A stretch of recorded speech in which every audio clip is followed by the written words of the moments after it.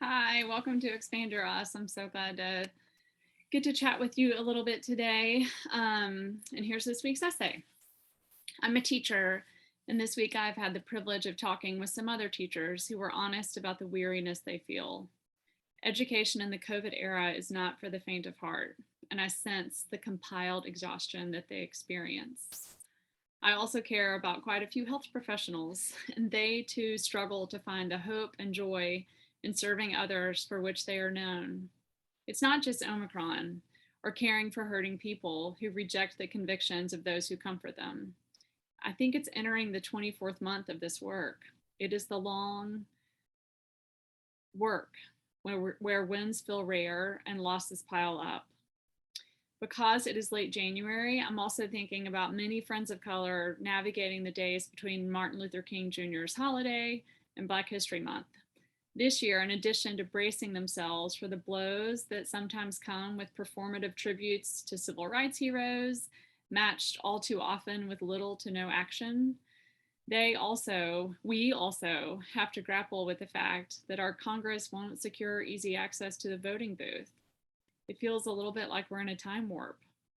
Additionally, in these 2 weeks between King and Black History, we discover that Southern states, many Southern states, including my own, states that protected slave owners and white supremacist segregation, have drawn new district maps that appear to intentionally diminish the voting rights of Black and Brown bodies. For folks who care deeply about equity, about protecting those our society has a track record of abusing, late January of 2022 feels pretty dark. I live at the intersection of these identities. I'm an educator, I'm married to a healthcare professional, I have white and Black children, and I care deeply about justice and equity. Everywhere I look, hope is hard to find. Purpose, even, can feel hard to pinpoint right now for me. This week, I don't have a lot of fire, and I certainly don't have big answers. Instead, though, I'd like to offer a few glimpses of restorative hope that I've sort of stumbled into, maybe of some perspective that might help us find the ground beneath us. First, you aren't alone. If you are lonely, angry, weary, you aren't alone. If you wonder how your work or your presence matter each day, you aren't alone. If you find yourself ragey or teary or numb, you aren't alone. If you vacillate between purposeful action and passive abdication, you aren't alone. I believe we were all made in God's divine image, and I believe God when God says the poor in spirit will be comforted, that those with broken hearts will be bound up. Moreover, I find great solace in the fact that humanity is groaning together right now. Folks from Burkina Faso and Yemen are scared and hurting. Those of Jewish and Asian descent in America are facing the chronic unease of fear. Parents in line for groceries they can't afford are living with anxiety crawling within them. But we aren't alone. In the vision of humanity called The Beloved Community by Dr. King and others, that was inspired by the teaching of Jesus, our community holds us in joy and in devastation. And I think we're holding each other right now, sharing a long-term, slowly unfolding trauma.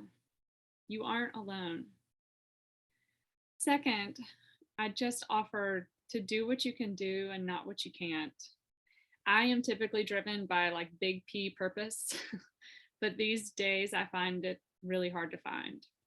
When I find myself frustrated by all I can't control, I am finding a small glimpse of hope in showing up as well as I can for the people in front of me.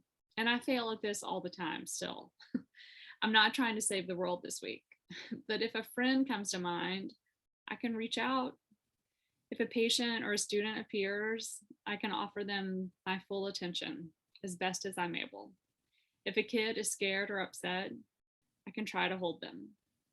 Each of us has a lot we cannot do, and it's worth acknowledging that and facing that. So be it. Each of us also has a little we can do, so do it. When we feel the fraying of our inner selves, sometimes we hear a call that helps us rise to a big occasion. This week, though, I humbly submit that yourself as small and battered as you might feel, is a beautiful reminder of God's eternal community. Thinking of you is a beautiful reminder to me that I am not alone. I hope that comforts you. Just in being, you remind those around you that we all belong to a shared community. Look around, be where you are, knowing you are enough and that you are held. I hope this brings you a little bit of comfort. And I hope you have a good week doing what you can do and remembering you aren't alone.